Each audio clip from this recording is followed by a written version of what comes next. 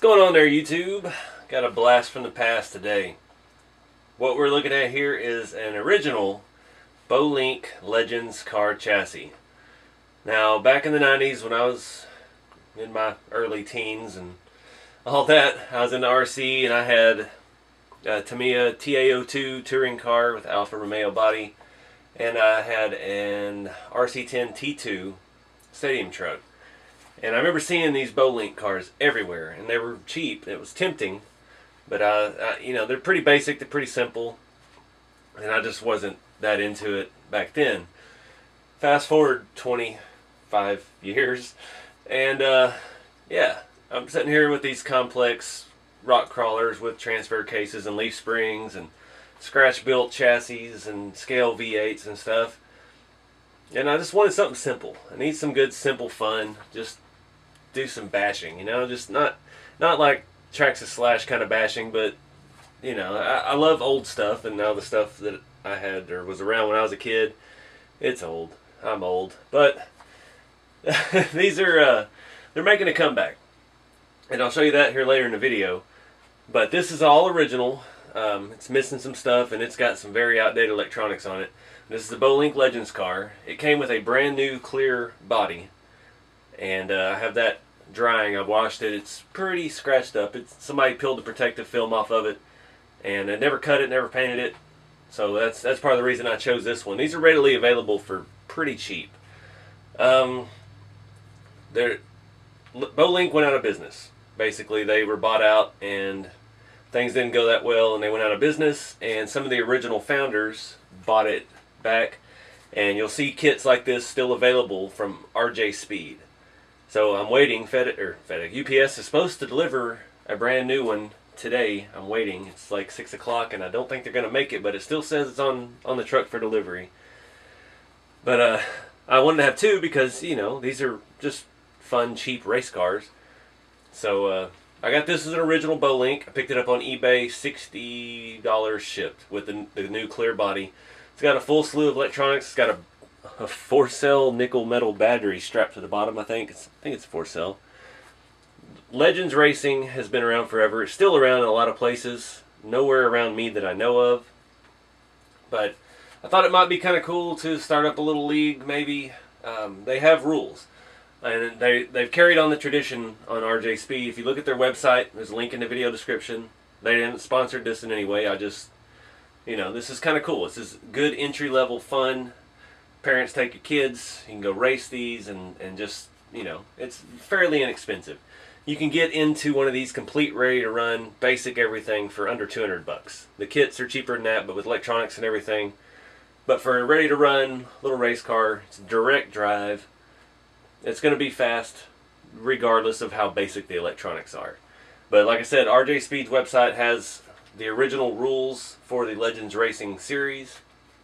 They're limited on motor, which they have updated because the old motor got discontinued at some point down the line. But it's all just basic stuff, just basic servo, basic radio. The original rules were a 4-cell nickel metal pack with around 1800 milliamps. I think they're up to a 6-cell now. Probably not going to follow the battery rules here because I think all I have is some 6-cell like 3000s or something. But I bought the motor. I've got basic ESC, and we're going to have some fun with this thing. So let's take a look at what we got here to start. These are very simple. They have no rear suspension at all. It's a direct drive. Your spur gear is straight on the axle. Your pinion gear is on the motor. However good your motor is, however fast you go. There's no rear suspension. You've got fiberglass chassis, just upright sides, cross braces, and a center platform to mount electronics, and your battery from underneath. Servo Mount, you can do various different things. I think you can put it up here, you can put it back here. This one is a little loose, but the servo actually feels good. This is an old school Futaba system here. I mean, this electronic speed controller has a 30 amp fuse, like a 2-prong fuse sticking out of the top of it. I didn't even have anything that antiquated when I was in the 90s. So the poor 4-cell nickel metal battery is still plugged into the speed controller, so I'm sure it's held a great charge over the years. Wiring is held here with a beautiful butterfly hair clip. That's pretty fun. I didn't even see that when I bought it.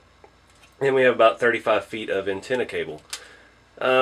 Basic servo, just basically you buy the cheapest radio set you can. You use the receiver, you use the servo it comes with. Not many new radios come with servos like back in the day. I think Futaba still does on the more basic stuff. I bought one of those Futaba twin stick, the basic one for the semi trucks, and it came with a couple servos, which is, you know, a pretty good deal. Up front, you just have a fiberglass cross brace, and you have little springs in the hubs. It's kind of F1 car style, but just very basic. Fiberglass bumper, or maybe plastic, I don't even know. Really basic stuff. I'm sure there's a lot of folks out there watching this that are just having flashbacks and know a whole lot more about this than I do. I was surprised. I figured these foam tires would be completely dry rotted, but they're actually pretty soft. One of them has a crack in it. The back ones have a couple little cracks in them, but they're still very supple. And for what I'm planning on doing, because I live in the country, I don't have any pavement. I don't have a carpet track. I've got dirt. I've got a very nice little rally course kind of mowed into my backyard. So that's what I'm thinking with these. I'm going to have this original one, and I'm going to have a brand new one. And they're going to have different bodies, so you can tell them apart. But we're going to have some fun with this out in the dirt. Underneath, we've got our on-off switch. We've got our little 4-cell nickel metal battery zip tied in. You can see a little bit more of the chassis layout. Just extremely basic stuff. That, you know, what they have, the digger cars, the Bolink digger, it was even more basic than this. And they were, gosh, back in the 90s, they were like $60, I think. Just super, super basic. The motor on this is I have to pick it up and read it. It's a Trinity Carpet, no, Street Spec Legal. It's a FX spec. Don't know what that is. And I'm kind of curious because it's mounted on the opposite side of the chassis. So you can run one side or the other. I don't know about the reverse rotation and all that stuff. All the pictures of these I've seen, I think it's mounted on the other side. You just flip the axle. You got your gear on the other side as well. Not a whole lot to these. You got 4 body posts, 2 sideways, 2 up top. Just basic stuff. Big giant wide tires. I really wish I had the body painted. I got excited when I bought this because A, it was the cheapest one I could find, and B, the body was new and ready to paint because I really wanted to paint it up. And it's not the body that came with the kit. When you buy these new from RJspeed, they only have a sedan and a coupe, and the coupe's kind of a notchback looking thing. It's not the best looking body. So RJspeed makes a full line of Bolink, the original Bolink bodies, and they've got all the different kinds. They've got the late model bodies. What's the other one? I'm drawing a blank. Street. I don't think they have any street stock. They've got the modified, the sprint cars, everything, and the chassis are pretty much the same. They have some pan cars, which are just a flat pan with the adjustable rear tensioner, basically. But something I never did as a kid, and I always saw them, and it's just kind of cool. I'm going to give it a shot, and it looks like a lot of good, cheap fun. So these, and part of the rules with these, brass bushings only, no ball bearings. Let me pull up the thing on the website here. Okay, so the rules here on the RJspeed website say, they've got a lot of rules. They got different classes based on driver experience, typically how it works. But it says they're very firm on the rules. If the rules do not say you can do it, you cannot! Exclamation point. But the suggested motors are a Duratrax DTX 3301 and a Dynamite DYN 1171, which I have here from Horizon Hobbies. I picked up a couple of those for mine. Gears, I'm actually still waiting on... No, I have the gears. They're in the other room. Says you can... They recommend a max of 1800 milliamp stick pack. 4 cells are no longer available. 6 cell packs can be used. Then they give a whole bunch of dimensions and everything like that, but basic stuff. So I've got one of my Hobby Wing Quick Runs with a Tamiya connector. That's going to be one of the rules for my little race series here, which I don't know if anybody is ever going to race with me, but it's what I'm doing. I've got a spare Spectrum 2-channel receiver, basic cheap stuff, and I have on the When I bought these on eBay, these are some basic plastic gear servos. I bought these on eBay, and the picture showed a Futaba servo, but it looks just like one. I'm not sure if you can see through the bag there. It has S3003, but where it would say Futaba, it doesn't say Futaba. So, I don't know. This one on here sounds pretty good. Needs some new, modern, updated, not 20-year-old servo tape. So I'll probably just keep that on there. It's already got a servo horn, a Servo Saver, actually. That's one of the parts of the class as well. You have to run a Servo Saver because these things do get out there and start banging against the walls, banging against each other. So you want that extra protection not to tear up your little plastic cheap servo. And it really doesn't give a whole lot of specification as far as layout, battery placement stuff. You can kind of play with that. It gives you a couple different gear options as far as the pinion.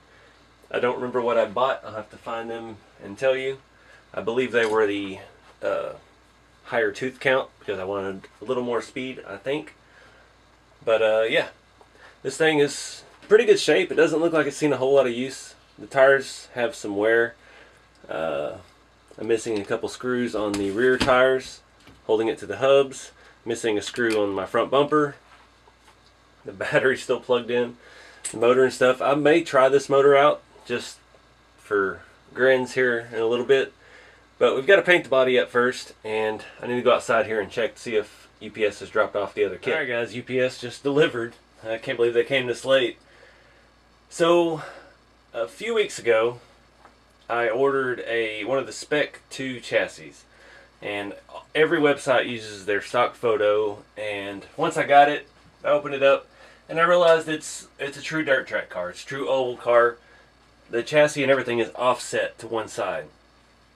So your suspension is longer on this side, and it had like a Nerf bar on one side, and it wasn't exactly what I thought. It was hard to tell from all the photos because all the photos were the same, and it was offset, and I don't have a oval course, so I don't want an oval car. So I ended up sending it back. Shout out to Omni Models on eBay. A huge hobby seller. They have the best prices, free shipping on eBay. And they beat everybody. It's a huge hobby store.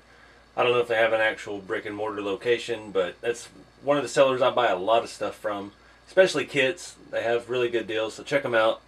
I'm not going to post a link. I'm not sponsored, but that's somewhere I actually get stuff from. Yeah. So they took it back, no problem. Gave me a full refund, no big deal. It was my fault. I didn't do enough research on the chassis. So I ended up buying this. And this is basically the same as the Legends chassis. This is the same exact layout. New, brand new in the box with a cool looking 55 or 56 Chevy NASCAR style body.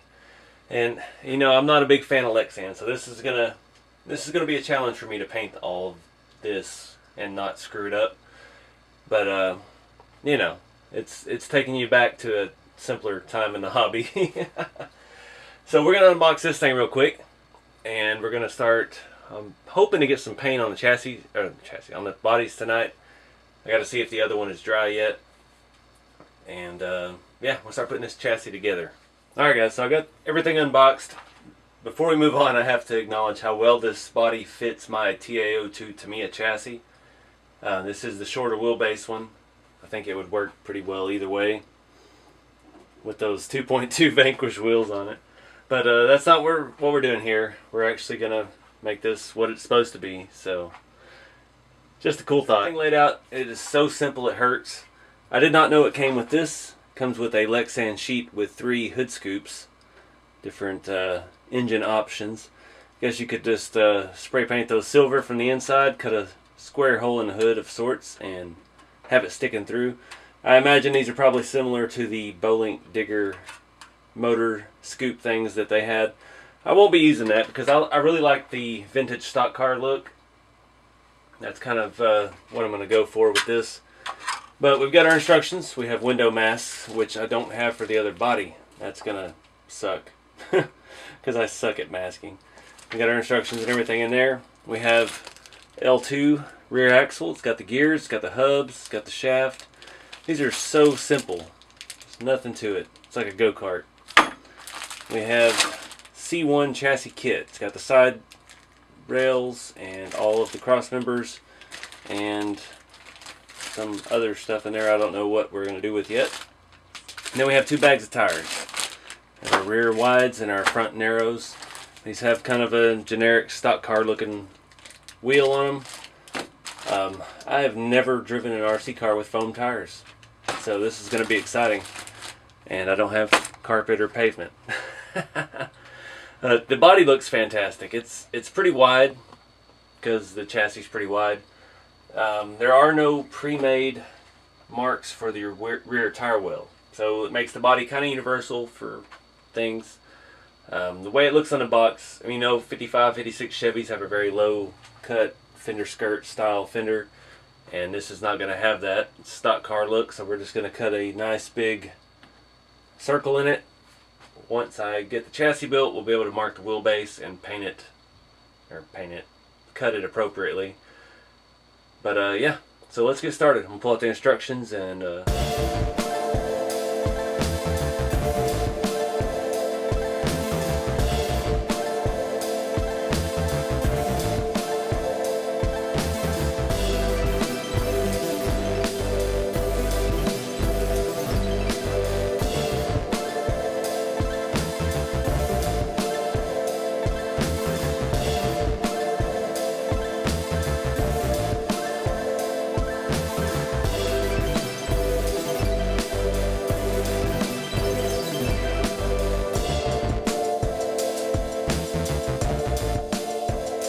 so I'm probably halfway through assembly and I got a problem. Step 5 here, this steering parts says put 1 plain nut on each kingpin. Well, I broke a kingpin because the nuts aren't the right thread pattern for the thing. It comes with 4 lock nuts and 2 non-lock nuts, and it shows to put the thin one, the non-lock nut, on first, slide it through, and put the lock nut on the bottom, but they are the wrong thread pattern. I clamped one in the vise and just turned it by hand. Couldn't get it on at all. Tried to take it off and it just snapped the stud off. So I've had to order new kingpins, and they come with lock nuts, so I don't know what we're going to do with that. Everything in the instructions here shows that I was doing it right, so I don't know what's up with it, but I'm going to put this build on hold till the parts come. Alright guys, so a couple days have passed. I've been working on painting the bodies for both of these Bolink cars, the RJspeed one. It's been a trip trying to paint Lexan. That's something I was never very good at, and yeah, we'll see how they come out.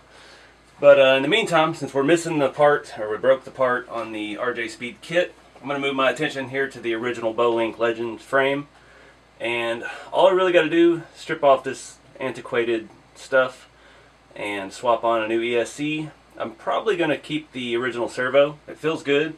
It's got a Servo Saver on it. May have to replace the tape because it is got a little bit of play in it. Just giving out over time. Take the battery off, and I'm going to try this motor out as well. Just see. I've got a new motor for it. Like I mentioned earlier in the video, the Legends have their rules. So I've got the Dynamite 20 turn, just regular old brushed motor that is legal. But I'm going to give this Trinity something spec, I can't remember what it is again, X-Spec motor a shot here and see if it still lives up to anything. The little 4-cell battery is going to come out. Let's see if I can cram a 6-cell in there. The Hobby Wing Quick Run I've got does have a Tamiya connector. Trying to keep this as basic as possible. I'm really surprised how well these tires feel. The suspension and everything on it feels fantastic.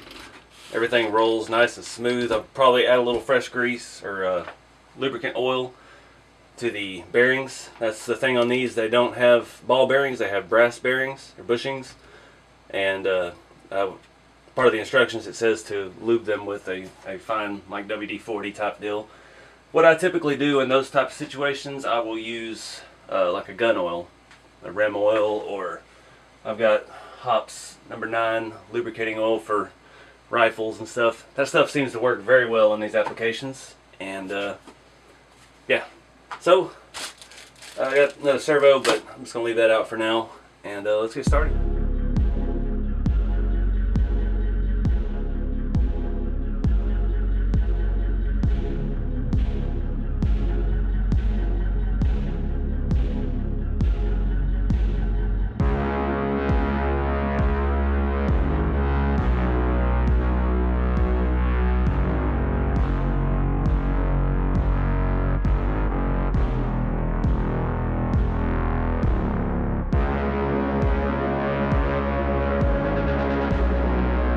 Alright guys, so got everything swapped out. I went ahead and changed the servo, mainly because this has 20-year-old servo tape on both sides of it, and it just wasn't coming off. So I figured it'd be easier just to modify the new servo to fit, use some new tape. It's on there nice and firm. I had to chop off one side of it, that's how it was. I don't know if that's the right way. Got some new zip ties for the battery, which is on the charger. Keeping it budget, I went ahead and used one of my extra orange RX Spectrum receivers. I have some of these, but I'm saving those for crawlers and stuff.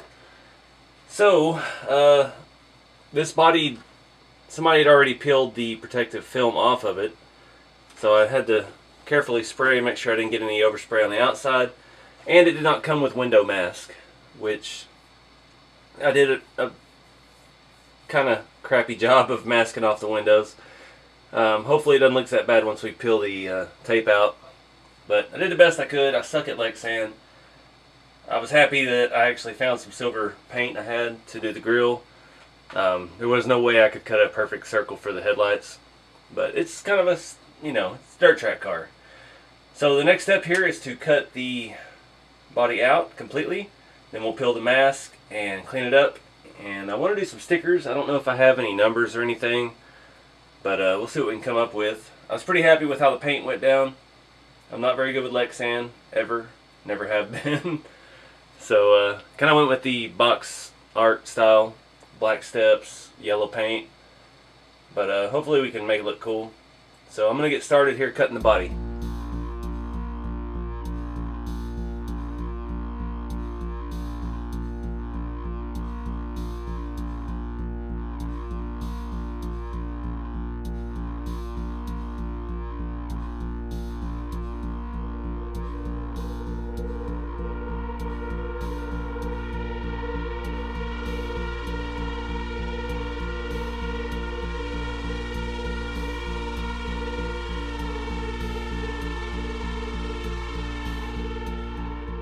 Alright guys, so got it all up and running. I just bound it with my DX3S. Got everything up and working. I'm still running the motor that came on it. It seems like it works. I was pretty happy with how my body came out. I did not realize when I bought this that the body had already had the masking peeled, as well as was missing the window mask. So I had to make my own from just regular old blue masking tape. The edges aren't great, but it works. I did kind of a box art, black steps. I did a silver grill, which actually came out really good. Did a couple little screw ups here when I used the Dremel to sand the body. Got a little underneath it, but doesn't matter. This thing is more of a basher than anything else. So I'll take it outside here. I don't really have any good pavement. I stole the body mounts off of the new kit. See if we can even get those to thread on here. Doesn't feel very solid at all. Feels too close to the actual body there, but let's see if these work back here. I ordered some more, and we're still waiting on the parts for the other kit, so we're just going to have to rock this one for now and get these things to stay on. But let's take it outside, see what happens. Got a burnout machine. Alright guys, a very short shakedown run. I did lose my pinion gear. It backed off, so I'm going to have to re-Loctite that. This one that came with it is a bit smaller than the ones that I bought. I think it's already way too fast. It's no good in the dirt. My little hard-packed rally course is not hard-packed enough for something like this with no suspension and no tire tread. But yeah, I was dragging my battery cables here. They were hanging down. on the bottom, and it was kind of slowing me down a little bit and making it pull to one side or another. So I'm going to fix that, tie those up a little tighter, reattach the pinion, clean the body off, and hopefully go find some pavement, see if we can't open this thing up a little bit. Like I said, these tires still feel really well, really soft, but they may not be. I haven't really messed with the new ones in the other kit, but we'll just have to see how they do on an actual smooth pavement, because up on my slab where my shop is outside, it was just kicking the back end around, but at that point I hadn't realized it was dragging the battery cable. So live and learn. It's very old school. I mean, look at that. We got a Trinity motor, Bolink Legends, we got a Tamiya connectors, plastic gear servo, which seems to work plenty fine for this. So yeah, we'll do some fixes here and we'll get it back out, try it again.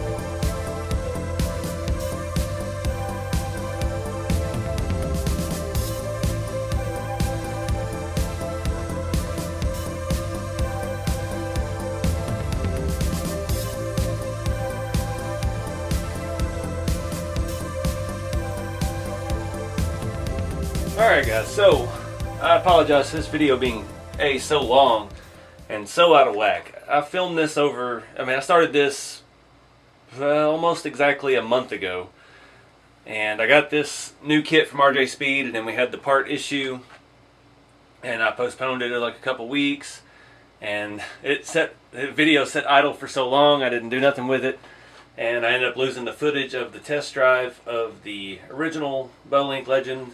And so anyway, at least my Lexan painting came out alright. This is going to be part one, the longer part. Next time I've got to find a good spot with some pavement to try and take these things out for a test run. I'm still not happy with the suspension here on the new RJspeed. It doesn't rebound. It's stiff, and I don't know what to do. The original one, the front suspension is fantastic. Does what it's supposed to do. It just does not work at all on my dirt. I thought, hard packed dirt, but then it got hot all of a sudden. When I started filming this, it was still kind of cool outside, and yeah, the damp mud was nice and hard packed, and it would be great for this.